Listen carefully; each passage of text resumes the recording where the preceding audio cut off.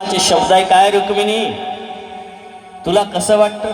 कसं म्हणजे बरं वाटतं तू आला हो म्हणणार. आणि तू आल्यानंतर मला बरंच वाटणार म्हणून देव खाली बसले टोंगड्यावरती. का इकडे या एक जण हे गुलाबाचं फुल घ्या द्या द्यायला देव बसले टोंगड्यावरती. टोंगड्यावरती बसलेले देव रुक्मिणीकडे पाहत आहे. रुक्मिणीला प्रश्न करते, रुक्मिणी गुलाबाचं फुल देऊ का? आणलं ते बुड्या. तू किती प्रेम करता का माझ्यावरती?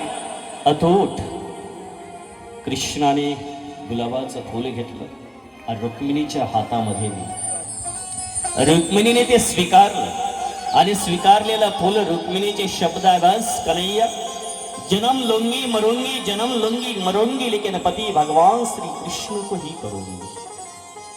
देवाला रुक्मिणीने दोन्ही खांद्याला हात लावला. रुक्मिणीने देवाची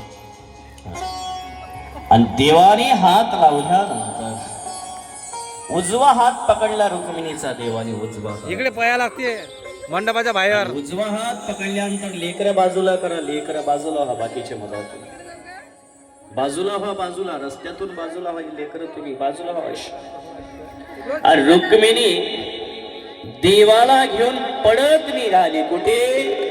पंढरपूरच्या दिशेने पडत.